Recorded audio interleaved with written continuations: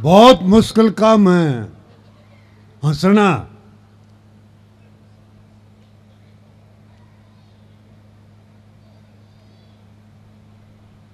बाकी बैठे रहेंगे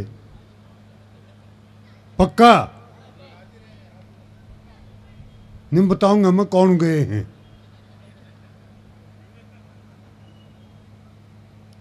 सबसे बाद में नंबर लगाया भाई ने, या बुढ़ा की हालत इनने कर रखी देख। न्यू नहीं बुढ़ा आदमी है, पहले निपटा दे इसने। जैसे मोदी जी ने भी सारे बुढ़े खुड्डे लाइन लगा रखे हैं। और मैं आपके हरियाणा का हूं, बाद में आप हरियाणा के हो सरदार। एक दो बात हरियाणा के बता दूं अपने। एक तो अपना हरियाणा में ताली बजाया नहीं करते, ताली पीटा करें से। तो एक बार जोरदार जितने बच्चे में उतने ताली पीट दो, पीट दो।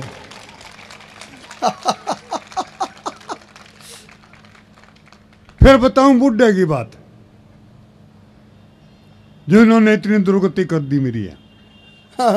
बड़ा धैर्यवान होता है, और हरियाणा का विशेष रूप से दूर की सोचता है। मैंने देखा एक दिन एक कॉलेज के लड़के ने सिगरेट जलाई और जलती हुई तिल्ली उसने यूं फेंक दी। सामने अपना हरियाणा का एक ताऊ खड़ा था, वो जलती हुई तिल्ली ताऊ का कुर्ता में गिर गई, ताऊ का कुर्ता जल गया। उसने धैर्य का परिचय दिया, चुपचाप खड़ा रहा। छोरे ने बड़ा अजीब लगा कि हरियाणा का ताऊ कुर्ता जल गया, बोल कुछ नहीं रहा है। वो उसके पास गया, नहीं बोला ताऊ राम राम। बोला भाई राम राम। बोला ताऊ बहुत अच्छे आदमी हो, कौन से गांव के हो? नहीं बोला क्यों, गांव ने भी जला हुएगा। बहुत अच्छे। बड़ी अच्छी अच्छी बातें आपने सुन ली, बहुत बढ़िया बढ़िया कविताएं। चेतन जी जी, एक ने तो तोड़ दिया होता मंच भी भाई ने। मेरे पास बैठा था, नहीं बोला रात ने यूसुफ जी मैंने सपना आया। मैं क्या आया भाई? बोला मैंने दुश्मन के दोनों हाथ काट दिए। मैं तेने उसका सिर क्यों नहीं काटा? नहीं बोला वो तो पहले ही कटा पड़ा था।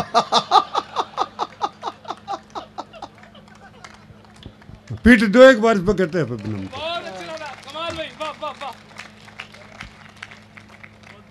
कोई मैं राजनीति की बात नहीं करता,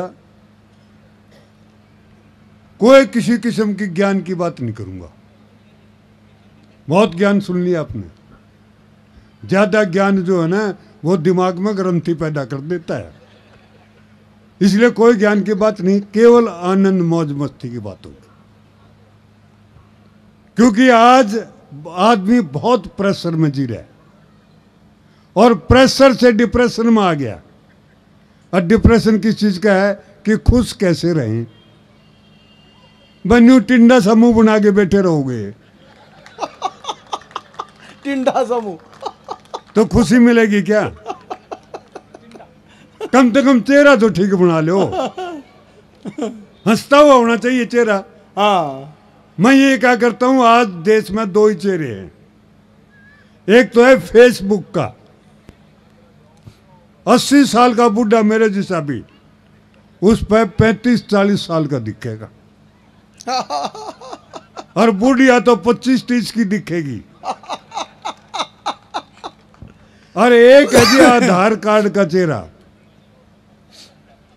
उस पर नीचे न्यू लिखना बाकी रह रहा है कि इस लाश को पहचानिए। अच्छा जितेंद्र भाई। हाँ देखो, ये आधार कार्ड सब उठ के चले जाएंगे। यहाँ सिर्फ वही बैठेगा जो फेसबुक वाला चेहरा है। क्या कहने, वाह वाह वाह वाह वाह।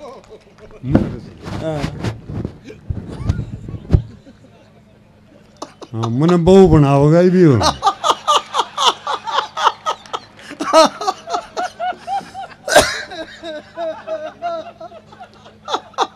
यहाँ सिर्फ फेसबुक वाला बैठ पाओगा, आधार कार्ड वाले सारे गए। बहुत अच्छे। वह आए रोटी खान थे बस। वो तो मुश्किल तो फंस गए। हाँ, तो भाई बिल्कुल आनंद मौज मस्ती लेना, कोई ज्ञान की बात नहीं। क्योंकि ज्यादा ज्ञान, ज्यादा बुद्धि का इस्तेमाल बहुत तंग करता है। जितनी भी टेंशन है वो सारी बुद्धि देती है। मैं तो ये क्या करता हूँ, एंजॉय करो। हमने जीवन के मजे लेने छोड़ दिए। जीवन का मजा लो, एंजॉय करो, एंजियोग्राफी नहीं करवानी पड़ेगी। वाह वाह वाह, क्या बात कह दी, क्या कहने भाई, वाह नहीं वाह, तो सर्तिया एंजियोग्राफी होगी, कोई रोक नहीं सकता साहब। जय हो। मैं कहता हूं कि हर दर्द का इलाज नहीं है दवाखाने में। हर दर्द का इलाज नहीं है दवाखाने में। कुछ दर्द तो ठीक हो जाते हैं केवल मुस्कुराने में। हाँ हाँ हाँ हाँ हाँ, जिंदाबाद जिंदाबाद यूसुफ जी, बात खूब। तुम मुस्कुराओ अरे भाई कौन है ये? ना भाई। अच्छा, शंख भी बज रहा साथ साथ में। ये बाजार रोटी खाएं पाछा बजाइए भाई। फिर नीचे से बाजा बजेगा। मना कर लेने दे थोड़ा सा। तो ज्यादा ज्ञान की आवश्यकता नहीं है। हाँ, बहुत ज्ञान इकट्ठा कर लिया तो जीवन सुखी हो जाएगा, बिल्कुल नहीं। मैं तो अपना तरीका बताऊंगा जीवन, क्योंकि मैं हरियाणा का हूं। हम बुद्धि का कम से कम इस्तेमाल करते हैं। 4 भाषाओं में रास्ता पूछा जी। अब उनको एक भी नहीं आती थी, वो चला गया अंग्रेज चुपचाप। तो एक बोला दूसरे तय, बोला भाई हर आदमी को कोई न कोई एक विदेशी भाषा जरूर सीखनी चाहिए, वक्त पर काम आ जाती है। दूसरा बोला उस साले ने 4 सीख रखी थी।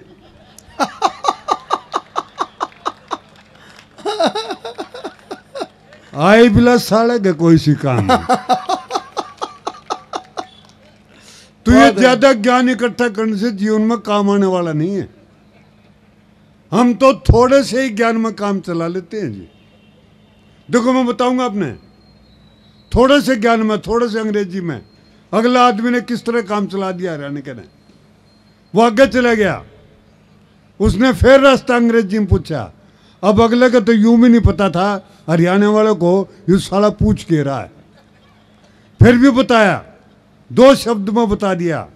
न्यू बोला go straight then ask again. साले को 2 लाइन में निपटा दिया। ठीक निपटाया कि नहीं? हाँ, तो कम से कम करो इसका इस्तेमाल, उसी में काम कर लो। मन देखा है रेलवे स्टेशन पर हरियाणा का आदमी ने अखबार वाले से अखबार मांग लिया। बोला रे एक अखबार दियो। अखबार वाले ने पूछ लिया भाई हिंदी का दूं का अंग्रेजी का? न्यू बोला रे कोई सा दे दे, मैंने तो रोटी लपेटनी है। तो जी हम तो अंग्रेजी भी नहीं, अखबार भी नहीं पढ़ते, बिना मतलब की बुद्धि का काम करते ही नहीं। जितनी बुद्धि का काम करोगे उतने परेशान रहोगे। वो बिल गेट्स को एक आदमी की जरूरत थी, 1000 आदमी इंटरव्यू देने के लिए चले गया। अब 1000 का इंटरव्यू कैसे ले? उसने एक तरकीब लगाई, उसने वो 4 भाषाएं बता दी। बोला जो इंग्लिश, फ्रेंच, जर्मन, रशियन 4 भाषाएं जानता है वो खड़ा रहे, बाकी चले जाए। सारे चले गए जी, 50 आदमी रह गए। अब 50 में से भी एक लेना है। उसने एक शर्त और जोड़ दी कि जो इन 4 भाषाओं के साथ जापानीज जानता है वो खड़ा रहे, बाकी चले जाए। सारे चले गए जी, 2 रह गए।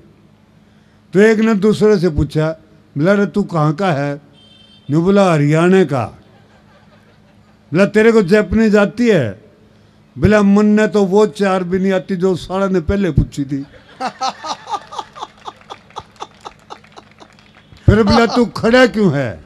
न्यू बोला तेरा यार का कॉन्फिडेंस देख।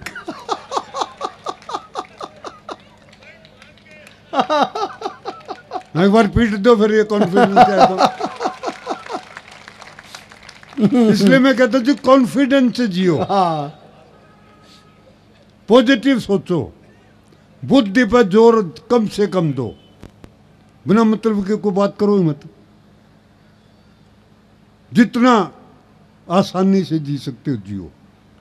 कॉन्फिडेंस देखिए, एक सगाई करने वाला आ गया दूसरे प्रदेश का, अपना हरियाणा में।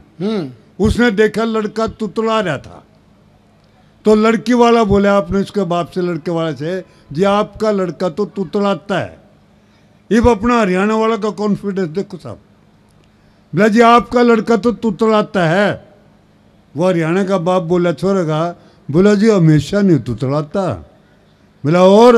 बोला जब बोलता है तभी तुतलाता है। कमाल है। ये है जी हमारा कॉन्फिडेंस, गजब है। इसे कहते हैं कॉन्फिडेंस। क्या बात है वाह।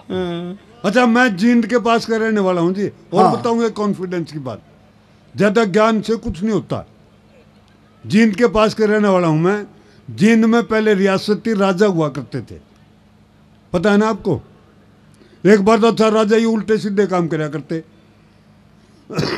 एक बार तो एक नया राजा बना, उसने जैसे गद्दी पर बैठा, 6 लाख कैदियों की सबकी छोड़ दो, जेल के फाटक खोल दिए, खुद बैठ गया वहाँ सामने। कैदी निकले तो सलाम करते हो जाओ थे, राम राम करते हो जाओ थे। एक सबसे बाद में एकदम बूढ़ा जर्जर, मेरे से ज़्यादा बूढ़ा निकल के आया, बड़ी बड़ी दाढ़ी वाला।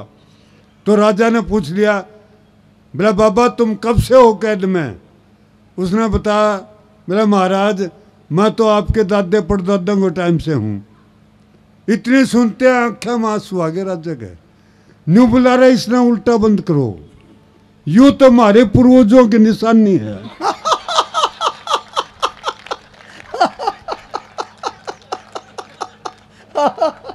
जाओ, बहुत खूब। अच्छा जी, उस राजा ने बड़ा होकर क्या किया, वो बुद्धिजीवी बुलाए सारे ज्ञानी, जो ज्योतिषी शास्त्र पढ़ रहे थे, बड़ा बड़ा ज्ञान ग्रंथ पढ़ रखे थे, इकट्ठे करके नहीं बोला भविष्यवाणी करो, मैं पहले मरूंगा या रानी। जो भविष्यवाणी करेगा उसको 10,000 रुपये इनाम, और अगर भविष्यवाणी गलत हुई तो सजाए मौत। अच्छा, ये बुद्धिजीवी डरते बहुत हैं। एक भी ज्ञानी बिल्कुल चुप होकर खड़ा रहा। एक ऐसे हरियाणा का पहुंच गया, वहां खड़ा था पहले लठ, न्यू बोला जी मैं भविष्यवाणी कर दूं। बोला कर दे। बोला रानी पहले मरेगी। अब भविष्यवाणी थी जी, कर दी, 10,000 रुपये लेके चल पड़ा। तो वो जो ज्ञानी थे ना, जिन्होंने बहुत ज्ञान प्राप्त कर रखा था, वो उसके साथ गए। बोले यार तूने भविष्यवाणी कैसे कर दी? नहीं बोला कर दी के, यार रानी पहले मर गई तो मेरी भविष्यवाणी सच, और यू राजा पहले मर गया तो यार रांड मेरा बिगाड़ के लेगी।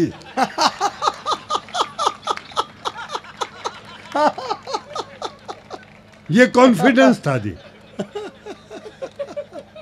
ये होता है कॉन्फिडेंस।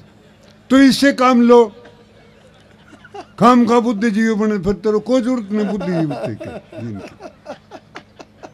मैं तो ये कहा करता हूं कि दुखी आदमी को ठेस मत पहुंचाओ। नहीं, मैसेज तो अगली लाइन है या नहीं है कि दुखी आदमी को ठेस मत पहुंचाओ, उस साले को ठेके पर पहुंचाओ। अपना काम तो उसने जो है ना जी, ठेके पर पहुंचाओ। और जब मैंने ये कहा तो राजेश जी बोले यूसुफ जी दारू पीने किसी कोई समस्या का हल होता है? मैं कहा दूध पीने कौन सी समस्या का हल हुआ है? मानो तो मौज है, वरना समस्या तो रोज है। वाह क्या कहने, वाह। मानो तो मौज है, वरना समस्या तो रोज है, हर घड़ी है, आपके चारों तरफ खड़ी, हर पल है और हर समस्या का हल है। शर्त यह है कि वो समस्या दूसरे की होनी चाहिए, अपनी का हल नहीं है। जाओ, बहुत खूब। सही है। क्योंकि समस्याओं का जिंदगी में आना पार्ट ऑफ लाइफ है। हाँ हाँ हाँ, समस्याओं का जिंदगी में आना पार्ट ऑफ लाइफ है, और समस्याओं से हंसकर गुजर जाना यह आर्ट ऑफ लाइफ है। हाँ हाँ हाँ, वाह वाह वाह वाह, जिंदाबाद। ये आर्ट ऑफ लाइफ सीखो। और ये तभी सीख सकते हो जब बुद्धि कम हो। ज्यादा बुद्धि में नहीं सीख पाओगे, हाँ वो तो मेरे उल्टे काम करवाओगी। तो आनंद मौज मस्ती लेना है तो ये इस तरह से आप आनंद मौज मस्ती ले सकते हो सर, कोई जरूरत नहीं है ज्यादा सुनने की। अच्छा, यहाँ जितने नौजवान बैठे हुए हैं ना जी, नौजवानों से मेरा मतलब कुंवारों से है, क्योंकि शादीशुदा आदमी तो नौजवान क्या जवान कहलाने लायक भी नहीं रहता। उनसे मेरी ये सलाह है, निवेदन है कि जो कुछ बदलना बदल लो। राजनीति बदलनी है, अर्थशास्त्र बदलने हैं, कुछ भी बदलना है, देश का समाज बदलना है, अब बदल लो।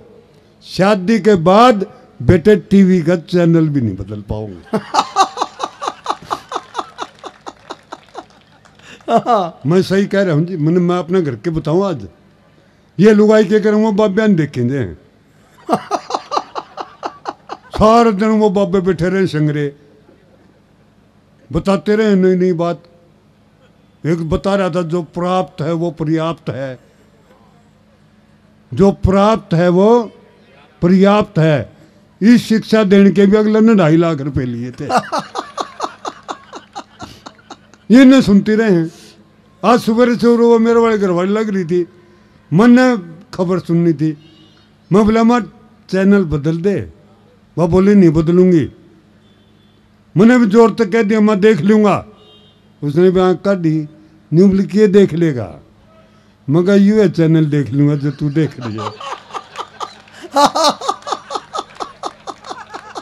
बहुत अच्छे, जिंदाबाद। तो वही देखना पड़ेगा जो वो देख रही है। बहुत खूब। हाँ। ये इनके क्या बीमारी है?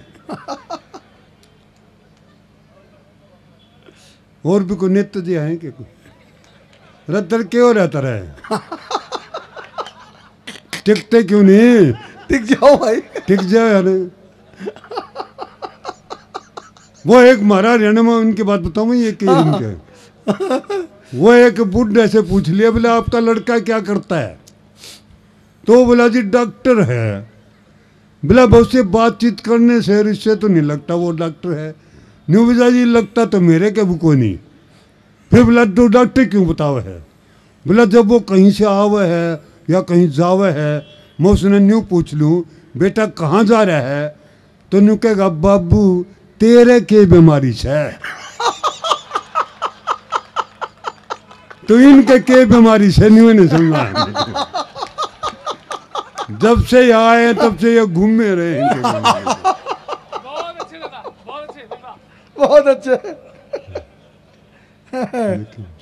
रही ना घर ले जाइयो भाई, इनका घर जाइए 18 के 18 के। और कम से कम भी 1,000 फोटो खींचो इनकी। एक बार ताली पीटो ताली पीटो। अच्छा जी, इतने मेरा पोता आ गया, उसने मैच देखना था तो उसने मेरी तरफ इशारा किया, दादा बोला रिमोट। मैंने उसकी दादी की तरफ इशारा कर दिया। पोता ने बोला दादा मैंने तेरा रिमोट नहीं मांगा था, मैं टीवी का रिमोट मांग रहा हूँ। मैं बेटा उसी के पास है। ये वास्तविकता है जी। क्या बात है। अभी त्रिपुरा का इलेक्शन हुआ था, ये इलेक्शन होता ना, तो मैं वो त्रिपुरा का इलेक्शन की वो समाचार सुन रहा था। इतना में आया धमकी, न्यूली के कर रहा है? मगर ये इलेक्शन त्रिपुरा का देख रहा हूँ, इसका रिजल्ट वगैरह। न्यूला त्रिपुरा का तो देखा है? मगर नहीं देखा। बोला जान की सलाह है? माना बोला तेरे रिश्तेदार इलेक्शन लड़ रहे हैं वहाँ। माना न्यूली पकड़ा फिर रिमोट और बाहर जाके बैठे बोला जाके। तो यू हाल हो जाएगा बाद में जी, क्योंकि बेटा पत्नी जो है वो पेपर वेट जैसी होती है। वाह। पेपर वेट देखा है? देखा है कि पेपर वेट है? वो कागज न फड़फड़ान तो देगा, उड़न नहीं देगा। जिंदाबाद। तो क्या बेटा शादी के बाद वो पेपर वेट। हाँ, फड़फड़ाते रहोगे, उड़ नहीं पाओगे। उड़ नहीं पाओगे। जो उड़ान भरनी है वो ही भर लो, बाद में कोई क्योंकि अभी ये 14 फरवरी को एक त्यौहार आता है ना, 14 फरवरी को एक त्यौहार आता है, मालूम होगा आपको। हाँ, वो एक ने मेरे से पूछ लिया बेचारे ने, बोला ये यूसुफ जी ये 14 तारीख को फरवरी को अपने यहाँ कौन सा त्यौहार होता है? मैं बेटा तू नहीं बता, शादीशुदा है कुआरा है? बोला जी शादीशुदा सू। मैं बेटा तेरे लिए तो दुर्गा पूजा का त्यौहार है। एक 2 लाइन की कहानी सुना करता हूँ मैं, कि एक सुखी पति था। वाह क्या बात है। एक सुखी पति था, राम जाने किसका था।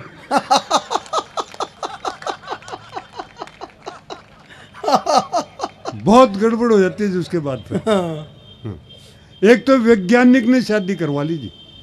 ये वैज्ञानिक बुद्धिजीवी होते हैं, ज्यादा बुद्धि का इस्तेमाल करते हैं। उसने ये जानने के लिए कि शादी क्या चीज होती है, उसने शादी कर ली। ये उसका यूं समझ में नहीं आ रहा ये सारा विज्ञान क्या होता है।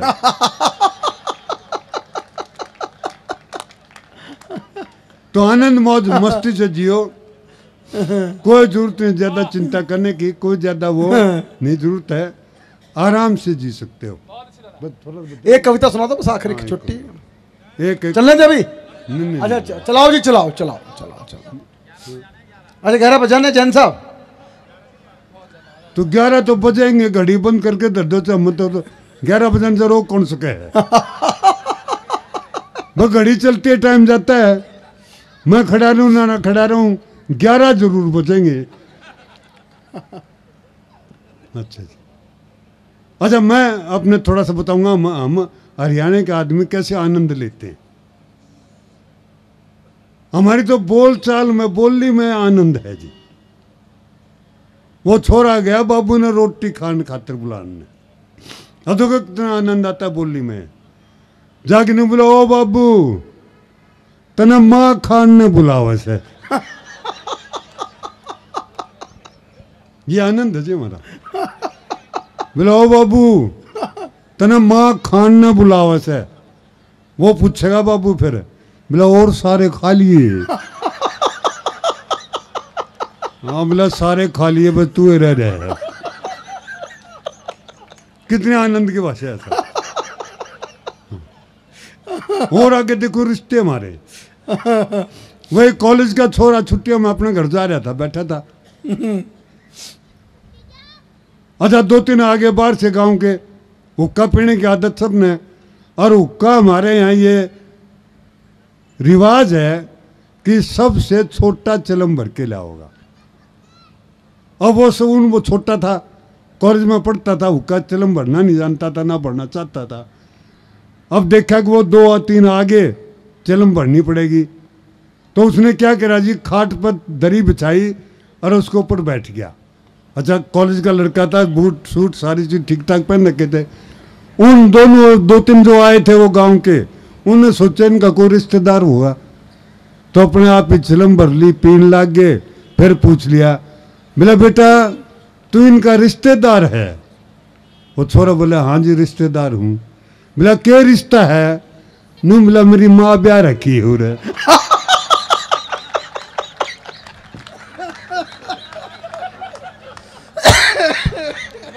हमारे तो देखो जी रिश्तों का भी आनंद लेते हैं हम। कई बार आपने देखा होगा, एक टाइम में अभी वो भी टाइम आ रहा, छोरियाँ का कम हो रही है, छोरे ज़्यादा। पहले भी ये अनुपात बिगड़ गया था हमारे यहाँ, और हर घर में एक आधा कुआरा जरूर पाया करता, उसमें रंडाई कहा करते बिना बहू का। तो वो जी क्या बता रहा था मैं जी, हाँ रिश्ता। अच्छा फिर क्या हुआ था, वो भतीजी ब्याह रखी, बुआ मांग के ले आए, पहले मांग के ले जाया करते थे। तो वो एक बुआ जा रही थी, वो अपनी भतीजी ने मांग के लेगी। वो बुआ का जो फूफा था वहाँ रिश्ते में वो उसकी चाची बन गई, वो चाचा के लिए ब्याह करवा दिया उसका घर। अब रिश्ता देखिए, जब अपने घर में था वो तो उसकी चाची बन गई, और वो जब वो अपने घर में था तो पहले फूफा था उसका। तो एक दिन उनका दरवाज़ा खटखटाया, मैं भीतर से बोली कौन सा है? बाहर खड़ा होकर नहीं बोला चाची तेरा फूफा खड़ा है बाहर में। तो ये हम तो हर जगह आनंद लेते हैं, हर बात का आनंद लेते हैं, हर जगह आनंद लेते हैं, ले सकते हैं। बिना मतलब की टेंशन मत लिया करो। अब छोटी छोटी बातों की टेंशन ले रहे हैं। अब आप मंदिर में जाते हो, जूते बाहर निकालने पड़े हैं। अंदर जाके आदमी ऐसी जगह ढूंढता है जहां से भगवान के दर्शन भी होते रहे और जूत्या के दर्शन भी होते रहे। भाई भगवान इतना जरूरी नहीं जितने जूते जरूरी हो रहे हैं, क्योंकि जूते उठा लिए तो नहीं लेने पड़ेंगे, ये भगवान ने कौन उठावा है। बात को बैठा बेचारा कदे पूजा कर लिए उसकी। अच्छा, हम टेंशन रिलीज करना जानते हैं साहब। मैंने एक अपना हरियाणा के छोरे से पूछ लिया, मैं बेटे तेरे टेंशन हो तो क्या करता है? बोला जी मैं मंदिर चला जाता हूँ। मैंने कहा बेटा मेडिटेशन के लिए? बोला ना जी मैं, और बोला वहाँ जो लोगों के जूते पड़े होते हैं ना, उन सब में मैं मिक्स कर दी हूँ। फिर जब अंदर से आदमी आवे बाहर और उन्हें जूते मिलती नहीं अपनी जगह, तो बोला सारे टेंशन आ जाए और मेरी टेंशन रिलीज हो जाती है। तो टेंशन रिलीज करना सीखो। औरों को दो, अपनी क्यों टेंशन लो? लेकिन यहाँ सब टेंशन में बिना मतलब की। एक टेंशन तो मैं अपना इसी बता दो जिसका कि आप प्रैक्टिकल कर सकते हो। आप बाजार में जा रहे हो, बिना जान पहचान के आदमी को नमस्ते करके चले जाओ, अगले के टेंशन हो जाएगी कि यूं साला था कौन जो नमस्ते करके गया। अच्छा, पति पत्नी जा रहे हो, कोई लड़की पति से नमस्ते करके चली जा तो सारे घर में टेंशन, सारी उम्र पूछेगी बताओ कौन थी जो नमस्ते करके। वाह वाह वाह वाह वाह। अच्छा, एक और दिक्कत हुई थी हमारे, मैं पार्क में जाता हूँ वहाँ, वो कर गई एक लड़की नमस्ते पति देव ने, वो पीछे पड़ गई। बोला बताओ वो कौन थी? नहीं बोला तू घनी टेंशन मत दे, मन उसको भी बताना पड़ेगा तू कौन सा है।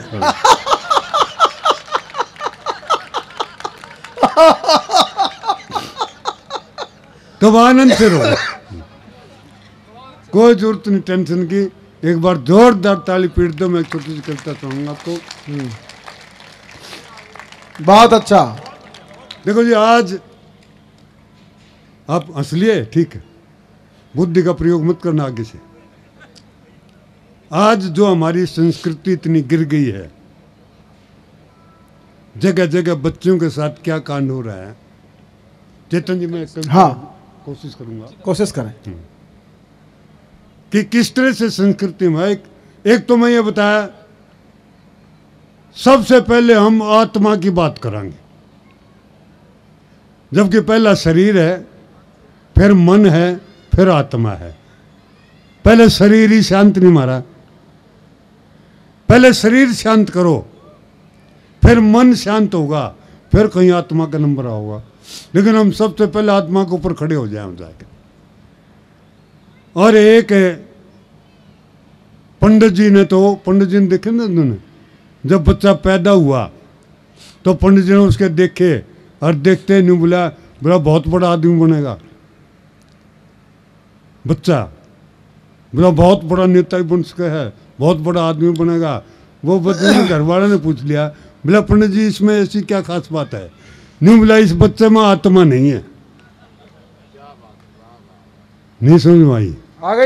आ गई तो ताली पीटनी चाहिए थी। ताली भूल गए। हाँ।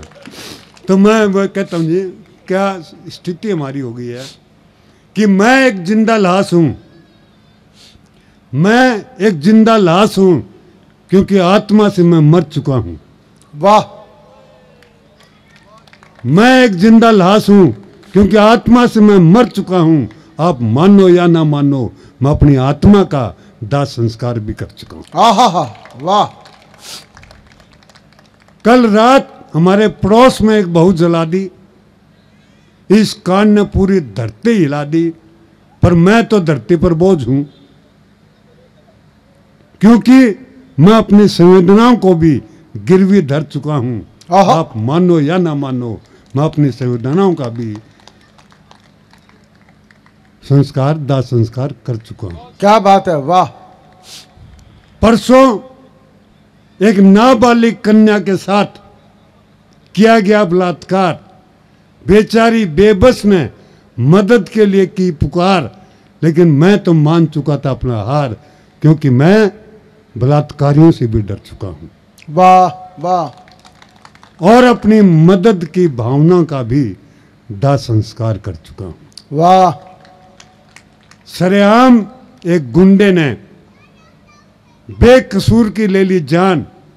गुंडे से तो नहीं थी मेरी जान पहचान, लेकिन मैंने मरने वाले की तरफ भी नहीं दिया ध्यान, क्योंकि मैं भी अपने पाप के घड़े भर चुका हूं आहा, वाह वाह वाह वाह और अपनी मदद करने की भावनाओं का भी दाह संस्कार कर चुका हूं। वाह।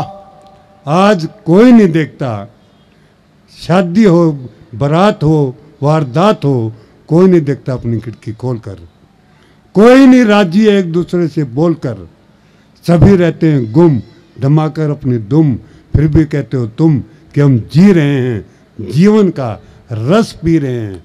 मेरी नजरों में तो हम सब मर चुके हैं आहा, वाह वाह वाह और वाह। अपनी क्या अपनी बात। आत्माओं का दाह संस्कार भी कर चुके हैं। क्या कहने यूसुफ जी, बहुत को बहुत इसलिए को। मैं एक जिंदा लाश हूं, क्योंकि मैं आत्मा से मर चुका हूं। आप मानो या ना मानो, मैं अपनी आत्मा का दाह संस्कार भी कर चुका हूं। मैं अपनी आत्मा का बहुत बहुत